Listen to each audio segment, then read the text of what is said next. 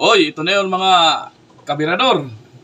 Ito na ang hinihintay natin na paliwanag. Kasi kaninang umaga, paggising ko, agad na bumungad sa aking mga mata. Binuksan ko kaagad yung cellphone, mga balita-balita.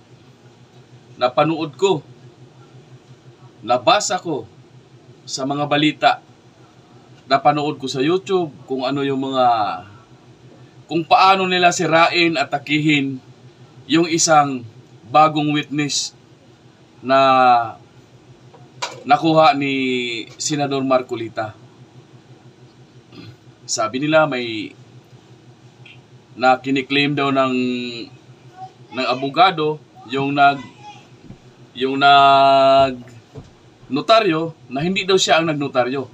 Kaya lang ang tanong, tulad nga ng sinabi ni Senator Marcolita na mayroong, di ba, number, may mga doc, yung di ba dami-dami nakasulat dyan sa ano.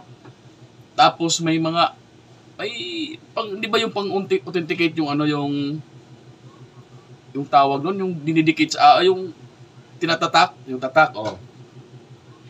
Yun ang tanong, bakit mayroong mga ganon? So ito na yun mga kababayan. Mayroon pa isang senador, pangalanan ko na. Sabi pa ni Kiko Matching na abogado pa naman,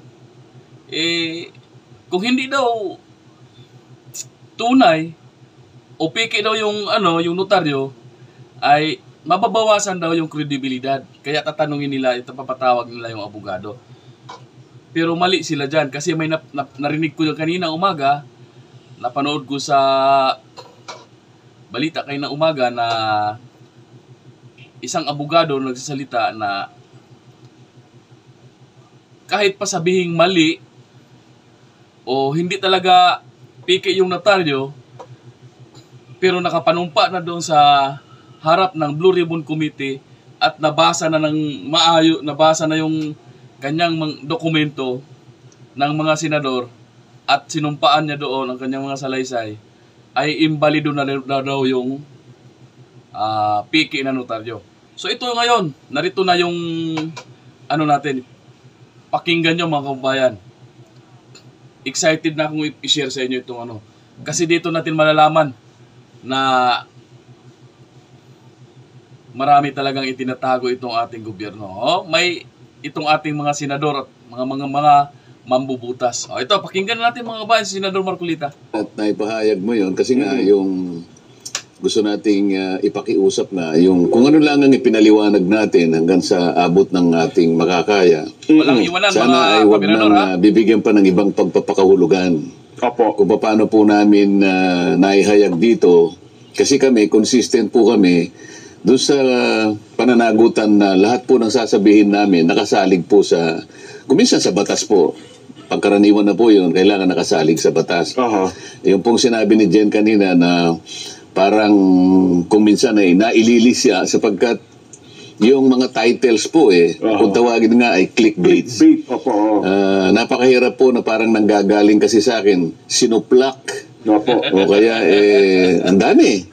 Alam po naman ninyo, hindi ganun po yung layunin namin, lalong-lalo na sa pamagitan ng programang ito. Hanggang sa kaya lamang po namin ipaliwanag para makatulong po kami sa lalong ikalilinaw po ng mga usapin na maaaring hinahanapan po ninyo ng kasagutan. Ayan, opo. Kaya yun po naman ay aming pakiusap. At saka yung iba naman na para bagang namamali na pagkaintindi na pinakamabuti, panoorin nyo po yung aming palatuntunan at doon marirealize nyo, hindi naman pala ganun pag-away ang palatuntunan ito. Ay hindi po ganun ang layunin ng amin pong palatuntunan. Partikular na po ang San Dante Marcoleta. Ayan. Malinaw na. Malinaw. Simulan na natin ang pagkapag-away. Hindi, wag. Eto na po. Bago yung nangyari sa Senado, sa Senate Blue Ribbon Committee hearing, pagkatapos noon ay lumabas po, kagabi ata ito dyan no? Na yung abogado na nagnotaryo doon sa lumitaw na testigo kahapon na si retired Marine Sergeant ba yun dyan? Orly Guseta, At sinasabi niya na ito Gutesa yata. Gutesa, Yes po. Notary Public, Attorney Pechi Rose Espera, September 25, 2025, I categorically deny notarizing, signing, or participating in the preparation of the said document. Yung sworn statement affidavit daw po ni Guseta. The signature and notarial details attributed to me are falsified and unauthorized. Ibig sabihin, hindi daw po siya ang nag-notarize noong dokumento, nung sinumpang salaysay ni Gutesa, bagamat nandun yung kanyang pangalan. Kaya ang sabi niya rito, yan ay hindi totoong dokumento. Sen. Yan narinig niyo mga kabayan.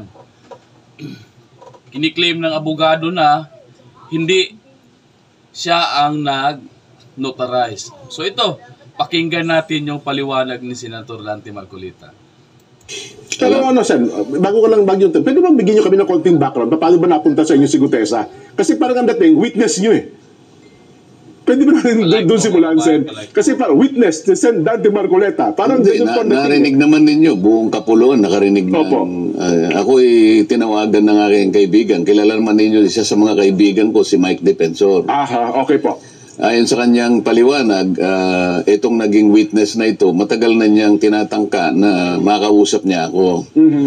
Lamang sa dami ng ginagawa natin dyan, hindi ko mapagbigyan talaga. Pero maliban doon, may mga iba pang mga personalidad. Okay. Na ginawan ko rin ng paraan na sana makontak din yung mga yon. Kaya lang, yung mga nauna ay hindi naman kaagad nagbigay ng pahayag na makikipagkita. Okay, opo. Ngayon, itong mga huling grupo na ito na nagsasabi, wala nga akong panahon sabi ko kay Mike Defensor. Lalo na ngayon, sabi ko, mag-aalas 2 na ng hapon. Mamayang alas 3, sabi ko, umpisa ng aming session. Opo. Hindi kanya, siguro tingnan mo lang kasi meron siyang pakikita sa yung parang draft ng kanyang salaysay. Tungkol saan? Tungkol sa pinag-uusapan nyo doon sa Blue Ribbon Committee. Ano ito? Lunes po ito? Martes? Ano dyan, mga kabirador, kung ayaw nyong marami alam kong sa mga manonood dyan, alam nyo ayaw nyo sumukha ko, huwag nyo lang po tingnan yung pagmumukha ko, pakinggan nyo lang po yung audio kasi ito po, napakahalaga po nito para sa atin, para madagdagan po ang ating mga kaalaman. Ito na mga kabayan. This week lang po ito? Yung The day before. Kailan ba kami nagkaroon ng huling pagdinig? Thursday po kahapon. Yun po yung mula alas 9. Di Miyerkules yun. So Wednesday, a day before. Kasi sabi ko, sige, nasaan ba kayo? Hindi, sabihin mo kung saan ka malapit para, andito ako sa Senado, merong lugar dyan yung Seascape. Alam ko yun, sabi niya. Kasi yun, 5 minuto lang. Mula sa Senado. Kaya, siyempre, yung convenience ko naman ang aking inaalala, para makabalik ka agad ako. So, tinignan ko yung, meron nga silang isang draft na pinakita sa akin. Ngayon, tinitingnan ko sa aking palagay, talaga baka akong sarili mong gawa yan. Kasi, yung ibang mga pagkakatagalog kasi, pasensya na po kayo kanya, hindi po ako Tagalog, Bisaya po ako. Taga saan ka baka ako? Masbate. So, ang Masbate, Jen, Nelson, ay parte ng Bicol region. Ngunit, ang salita doon, ang prevalent na salita is Bisaya. Haloy, Bisaya at Bicol. Pero okay lang, sabi ko, naiintindihan naman yan. Maliban lang yung spelling, pakicorrect nyo na. Kasi mga spelling naman, mali-mali. Yung iba, hindi naman marami. Yun lang ang nasabi ko. O sige ka, kung hindi ako magtatagal, sabi ko, Mike, paki-assistin nyo na lamang siya na ma-finalize yan kung... Kasi draft lang So ito rin po yung si Orly. Si Master Sergeant Orly po. Nandun siya. Nandun naman si Mike at saka yung ibang mga kasama niya. Ang requirement ko lang, sabi ko, siyempre, pandagdag naman na kumpiyansa sa akin yun. Ipanotaryo nyo naman para hindi lang yung dinala nyo sa akin. Walang notaryo. Bagamat alam ko naman na harap siya sa Blue Ribbon, hindi mo naman may iwasan na susumpa siya doon. At pagkasumpa niya, pababasa ko talaga yung nilalaman ng kanyang salaysay. Opo. At mula doon, pagtatatanungin na siya ng miyembro ng komite. Sakto yun. Malinaw yun. Pero yung para sa akin lang na pansarili kong nagustuhan, yung pagbigay niya sa akin, notaryado. Ayun. Para makatiyak kayo. Para makatiya ko kasi siguro nung iwanan ko sila, mga 2:30 na siguro yon. Opo. May panahon pa naman silang kumuha o manap ng magnunotaryo. Umalis na ako noon. Oho.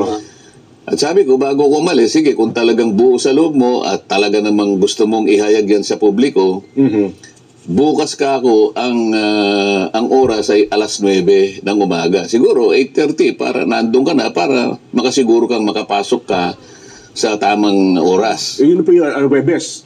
Yung Webes yun, oo. Okay, opo. Oho. So, yun ang pinagtapusan. Ngayon, kung darating siya, di okay. Kung hindi siya darating, okay din Ay, sa hindi akin. nyo rin expect na pupunta. Okay, sinabi ko nga, kung talagang buo sa loob mo, di ba? Opo. Oho. Kung buo sa loob mo at tapat ka sa hangarin mo na mailahad mo yan, kasi nakalagay doon, ito po para sa bayan na lang, sabi niya eh. Binasa ko naman eh. O di, sa akin, kung darating ka, okay. Kung hindi ka dumating, wala namang nawala sa akin. Diba? Dumating. Ayun. O, tapos, pagdarating niya sa akin, ilang bang kopya ang dala mo?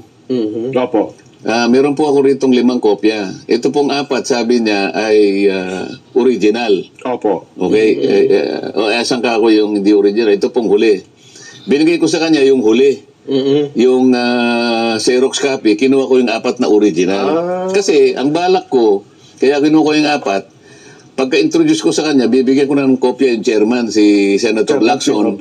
At saka yung si Senator SP Soto. At yung iba, siguro kung sino yung katabi ko, saka ako, 4. Opo. Kasi babasa ko na sa kanya eh. Para lahat kami, meron kaming kopya, lalong-lalo na yung chairman, at saka yung Senate President. Ganun na nangyari. Ngayon, ang sabi nila ngayon, nabasa ko rin sa dyaryo eh, para bang kinotes ko daw yung... Kasi, kaya ko lang na binanggit na, teka muna, dahan-dahan kang magbasa. Ayun, opo. Dahan-dahan kang magbasa. Kung ano yung nakasulat, huwag mong lalakta. Parang, kasi meron kang hindi nababasa. Alam din ni Senator Lacson yun dahil may kopya siya eh. Kasi doon sa pinakagitnang bahagi, meron siyang isang linya na hindi nabasa. Yung panapos ng papel, yung sa ilalim, Kinapos. merong nalalaktawan doon eh. Kinapos. Hindi ko naman alam na ganun yung binabasa niya. Ngayon, yung binabasa ko yung kompleto. Bakit hindi niya binasa yung... Yan mga kabayan, naisahan ni Senator Marcolita si Lacson at saka si Soto. Si Tuta Soto. Naisahan. Kaya nabasa ko kayo ng umaga sa balita na na-surprise daw.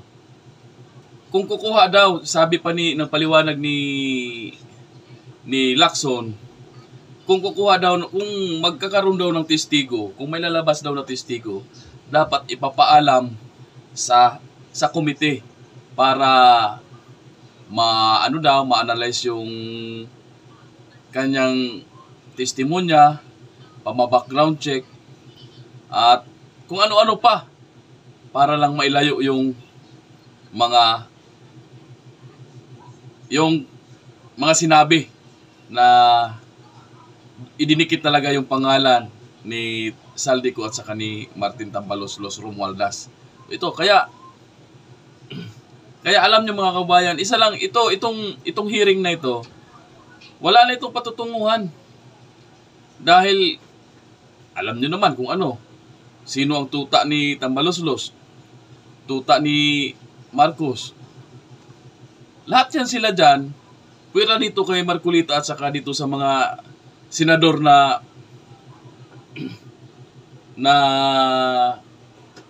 kontra kay Marcos. Lahat sila dyan ay magkakasabat. Iisa ang layunin. Dahil lahat yan ay mga mukhang hirap. So ito, tuloy natin itong pakikinig natin mga kabayan. Last line. Ipinalampas ko muna yun, baka magkamali. Tapos nung dumating na naman sa pangalawang pahina, nilaktawan niya na naman yung 2 pahina, ay yung 2 linya. Teka muna ako. Basahin mo ng maigi. Opo, Oh. alam ni Senator Lacson at saka ni Senator Soto at saka May yung hawak katabi din ko, ng kopya, siguro si Senator Win, kasi may hawak kami binabasa eh. Sinusundan namin yung binabasa niya, di ba? Opo. Lumalabas kasi sa social media. Sabi niya, sumagot siya, kasi po ito pong kopya ko, may putol yun sa baba. Ayun yung Xerox Kaya ang copy. ginawa ko, yung binigay niya sa akin, binigay ko sa kanya. Kanyang galing lahat yun, hindi naman akin yun eh. So yun po yung Xerox copy. Siguro pagkaka-Xerox. Oo, baka ganun nangyari. Kaya ang ginawa ko, ako na nagsabi, magpalit muna tayo. Kaya Makita ko nga naman, putol yun. So lumalabas Sinasabi nila ngayon, kino-coach ko na naman. ayun po, saan ang lumalabas sa social media, TikTok, halos lahat, na lumalabas na kino-coach nyo raw yung itong si Hindi po, Master yun Sergeant po, Gutesa. yung binigay niya sa akin, 4 na original, kinuha ko po yon sapagkat ang bala ko, yung isa, ibibigay ko kagad kay Senator Lacson na siya yung chairman, yung isa naman bibigay ko kay Senator Soto, siya yung Senate President, at kung sino yung katabi ko, napansin nyo mga kabirador? Napansin nyo ba na sinisiraan talaga ayon dito sa kanilang usapan, di ba? Ayon dito sa usapan nila dito sa Ganang Mamamayan, sinisiraan kaagad yung potensyal na testigo. So, ayan. Tuloy natin. bibigyan ko Opo. at saka yung isa para sa akin. Para pag binabasa na po niya yung kanyang statement, nasusundan po namin. Ayun, opo. Kaya alam po ni Senator Soto ang sinasabi ko na meron po siyang nalaktawan na isang linya nung una, pagkatapos yung pangalawa, 2 linya na po, hindi niya binabasa. Sayang naman. Kasi kung coach nyo, ang una magre-react yung may hawak ng affidavit. Tama. Di ba? Kasi alam po nila na hindi niya nabasa yung di sana sinansala ako ni alam niya. At sabi ko, dahan-dahan ka. Dahan-dahan ka. Sabi ko, you have all the time, sabi ko pa. Para sa ganun, walang nalalaktawan. Yung binabasa pala niya, may kulang pala sa gitna. Meron ho bang question? Halimbawa, binabasa niya, bukod doon sa affidavit niya, ay iba ang nababasa niya doon sa kanyang... Hindi matutuloy doon sa pangalawang kasi Ayun, 2 may linya yung kulang. nawawala eh. Nawawala. Paano kung recording yun? Hindi mare-record yung sinasabi. Po yun, nakarecord Kasi sa iba yung recorded eh. Yes, Kaya ang gusto ko, kung ano yung binabasa niya, Yun maski din sa yung record, ganun din. Yes. So, Kasi ngayon, kahit babalikan mo yun, talagang may puto. Mapapakita ko talaga eh. Putol talaga. Ibig sabihin, wala talagang lusot si Martin Romualdez dyan. Kahit anong klaseng pagtatakip ng kanyang mga tuta dyan, wala talagang lusot. Huling-huli talaga sila. Sila talagang itinuro ng taong ito na sila talaga ang mastermind. Tuloy natin mga kabirador. yun Ganun pala yun. nangyari. O yun ang una. Yes. O ano pa yung isang may kinalaman dyan? Yung notaryo. Yung notaryo. Yes. O ganito. Yung Ayan na mga kabayan. Ayan na mga kabirador. yung si Orly ba yun? Orly Gutesa. Si Orly Gutesa, siya mismo pumunta doon sa Notary public. Binalikan niya eh kasi nagkamali po yung pagkakatype yung pong December 6, 2025. Hindi po 25, 24 kaya binalikan ko po kanya. Ang ginawa po nila, kinurek lang nila tapos pinapirma sa akin. Doon sa mismong notaryo. O sige. Kaya alam ko na pumunta siya dahil nga sinabi pa niya na meron pong mali dito. Para siguro kurekin din yung record na iniwan niya kasi kukuha ng kopya yung notaryo eh. Yes po. Ngayon, pag-usapan natin na sinasabi ng abogada na notaryo na hindi niya pirma yon. Yung nakapangalan mismo po doon. O sige, sabihin na natin na maring hindi niya pirma, no? Granting na hindi niya pirma. Ngayon, sino ang maglalagay doon kasi yung notaryo sa bandang baba, merong nakalagay doon, doc number, page number, book number, series of 2025. Paano niya makikita yung notarial register ng abogadong nagnotarya? Makikita mo niya anong doc number mailalagay niya, anong number? Yung page number ng notaryo, alam niya? May papakita ba sa TV direct? Kasi meron na yan, lumabas sa social media. Ilabas nyo yung pinakahuli Oo, para ma-explain malaman natin ang pinag-uusapan natin. Direct, ipakilabas nyo. Ayan na. Kasi nasa social media naman. yung notaryo. Para nang sa ganun ay... Para malaman ng mga kababayan natin kung ano yung binabanggit natin. Ano yung pinag-uusapan Hindi ba natin? ito sa left side ng dokumento, yung pinakahuli, napipirma ron yung notaryo, merong doc number, page Yes. number, book number, Opo. series of yung year. Yes. Stampad pa yun eh. Di yun, ano? Sige po, hinahanap daw po, Pagkatapos, sir. yung sinasabi niya, yung notarial yung notarial details niya, hindi raw siya yun. Opo. Ibig sabihin, si Gutesa, kinuha niya yung stamp na yon, itinatak niya doon sa mismong lugar na kung saan siya magnonotaryo. Saan niya kukunin yun kung hindi bibigay sa kanya? Pagkatapos yung dry seal. Yes. Isa pa yun. So, ibig sabihin, si Gutesa pumasok sa kanilang opisina, siyang naglagay ng dry seal. Kung yun ang pagbabatay natin batay sa kwento nila. Paano magagawa nung Nung Gutesa. Gutesa? Oo. So, ibig sabihin, sila rin ang gumawa nun. Ngayon, Ibig sabihin na wala na nag-common-sense yung abogado na yan. kung sino man yung pumirma Estado ka ngayon, attorney. doon at hindi nga siya, pananagutan ng pananagutan ng abogado Nakapirma. yun.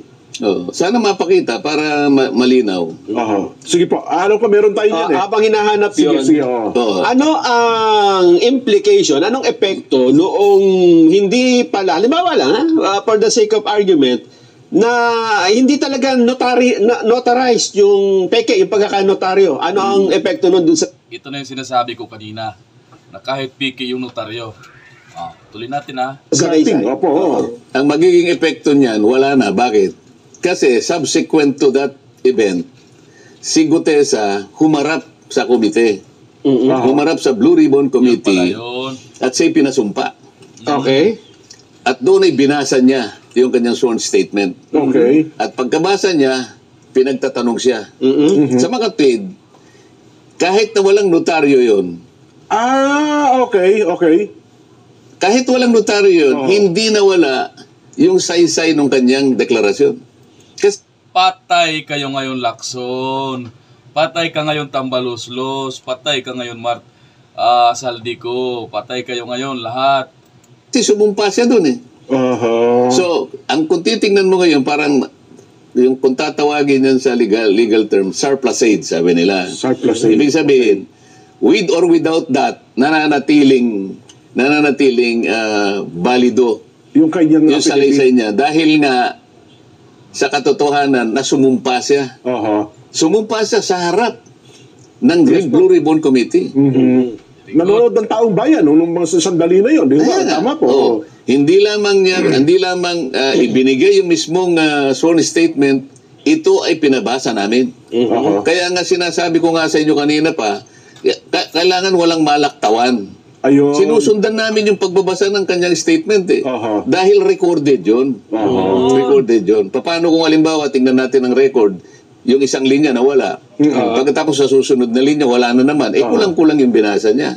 Magkakaroon ng problema doon. Ayun. Kaya ako pinaulit sa kanya. Ulitin mo, dahan-dahan ka lang. Para recorded. Sa kanya yun, salita niya yun eh. Ito sa ano to? Okay na raw. Pakita natin sa television yung binabanggit o yung dokumento. Hindi, yung pinakahuling, Yung sa huli. yung huling pahina, nandun yung... may pirma. Ayan, ilaki mo nga yun. Ayun, meron nakalagay, doc number. Opo. Ano Sinumpaan at nilagdaan, Hindi yung doc number. Yan o. Manila City. Sinumpaan at dinagdaan sa harap ngayon ay ika-24 ng September 2025 sa Manila City. At pinakita sa akin lang nagsasalaysay ang kanyang LTO driver license. Yan. Tapos, ito pa, doc number 255, page number 59, book number, hindi ko mabasa to, series of 2025, tapos at stampad Attorney Pechi Rose Espera. Tapos sasabihin yung Piki, anong ibig nila sabihin? Pinasok ni Urli Regala Gutesa yung yung opisina ni Attorney Pechi Espera para lang kalokohan yan. So ito ngayon, Pero nasa Doc baba. number 255. Oh. Doc number 255. Paano makukuha Page number paano 54. makukuha nung ano yung yung 255. number ng document? Kasi makikita mo sa notarial register, susundan mo yun eh. Aha. Ang pinanggalingan mo siguro 254. So ngayon sa kanya 255. Page At number. page 58 sabi niya yata. 58 pala. So yun mga kababayan, mga kabirador. Kahit anong paninira ang gawin nila, wala talaga sila magagawa. Dahil naisa publiko na dawit talaga yung pangalan ni Martin Romualdez, Tambaloslos at saka ni Saldico.